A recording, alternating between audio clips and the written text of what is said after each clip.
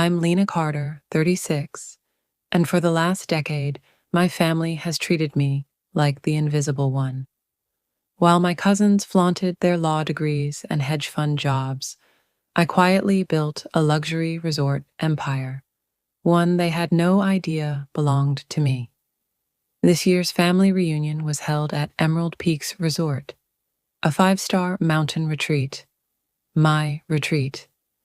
And when my Aunt Victoria graciously assigned me a moldy basement room with a broken heater, I smiled, slipped the master key to the penthouse into my pocket, and decided it was finally time to show them exactly who they'd been underestimating. The family hierarchy. Growing up a Carter meant knowing your place. At the top, my Uncle Richard, a corporate lawyer with a penthouse in Manhattan, and his wife Victoria, whose idea of small talk was listing the price tags of her designer wardrobe.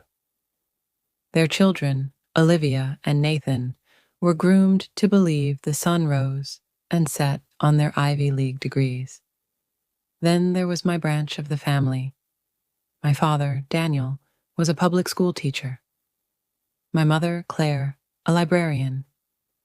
We weren't poor, but in the Carter family, if you couldn't name drop a country club, you might as well be invisible. I learned early that success in their eyes wasn't about hard work. It was about appearances. So, when I started working in hospitality, first as a concierge, then as a manager, they dismissed it as cute. Lena's playing hotel. Olivia once laughed at Thanksgiving. Little did they know, while they were busy flaunting their trust funds, I was quietly buying my first boutique hotel at 28. By 35, I owned 7 luxury properties and Emerald Peaks, my crown jewel, the reunion setup. The family group chat exploded when Victoria announced this year's reunion would be at Emerald Peaks. Only the best for the Carters, she wrote. Olivia has arranged a special group rate. Nathan will handle the golf reservations. Lena, just try to be on time. I smirked. Olivia's special rate was a 40% discount, one I'd personally approved without revealing my ownership. A week later, Olivia DM'd me. Hey, Lena, just confirming you're coming. I know resorts like this can be pricey on a manager's salary, but we can cover your share if needed. I typed back, no need. Looking forward to it. What I didn't say, I own the place. Check in the basement special. I arrived early, slipping in through the staff entrance to brief my GM, Marcus, on the plan. You're sure about this, Miss Carter? He asked, eyeing the employee badge I'd tucked away. Positive, I said. Let's see how they treat me when they think I'm still just poor Lena. I joined the family in the grand lobby, rolling my suitcase like any other guest. Olivia, ever the gracious hostess, handed out room keys with a flourish. Mom and Dad get the panorama suite, private hot tub, of course. Nathan and Sarah, you're in the mountain view loft. Aunt Claire and Uncle Dan, you've got a lovely garden room. Then she turned to me. Lena, we've got you in the heritage room. Super cozy. Translation, a glorified storage closet in the oldest wing. I took the key with a smile. Perfect. Thanks. The room was exactly what I expected. Cracked tiles, a musty smell, and a view of the dumpsters. Marcus texted me. This is unacceptable. Let me move you. I replied, not yet. Let's see how this plays out. Dinner and disrespect. That night at the welcome dinner, the family hierarchy was on full display.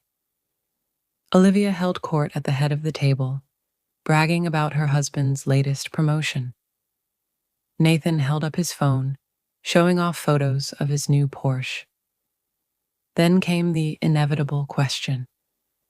So, Lena, Uncle Richard said, swirling his wine, still working at that little hotel chain. Something like that, I said lightly. You should let Nathan introduce you to his finance friends. Victoria added. Maybe you could get a real job. I sipped my champagne. I'll keep that in mind. The final insult.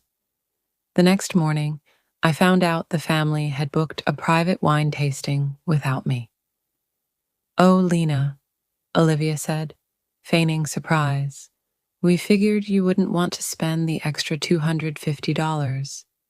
You know, budget concerns. That's when I decided, game on the reveal. The next evening, I dressed in a tailored black suit, the one I wore for investor meetings, and walked into the lobby where the family was gathered. Marcus stood at attention. Good evening, Miss Carter. The staff is ready for your inspection. The room went silent. My what? Olivia blinked. I turned to my family with a slow smile. I think it's time for proper introductions. I'm Lena Carter, CEO of Carter Hospitality Group and owner of Emerald Peaks Resort. Aunt Victoria's wine glass slipped from her hand. For the next hour, I led them on a tour of my resort. The Michelin-starred kitchen, the private vineyard, the penthouse suite they'd never even known existed. Then I handed them their real bills.